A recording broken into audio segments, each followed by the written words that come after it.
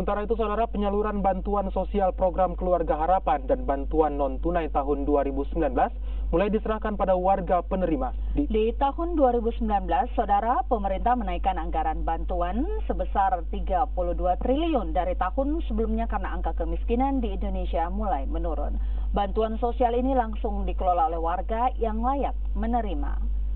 Penyerahan bantuan sosial program Keluarga Harapan dan bantuan non-tunai tahun 2019 diserahkan secara simbolis oleh Menteri Perindustrian Erlangga bersama dengan Dirjen Perlindungan dan Jaminan Sosial Kementerian Sosial Republik Indonesia, Hari Hikmat, di Provinsi Maluku. Di tahun 2019, Provinsi Maluku mendapat bantuan sosial program Keluarga Harapan dan bantuan non-tunai sebesar 207.849.550.000 rupiah untuk 11 kabupaten kota se-Maluku.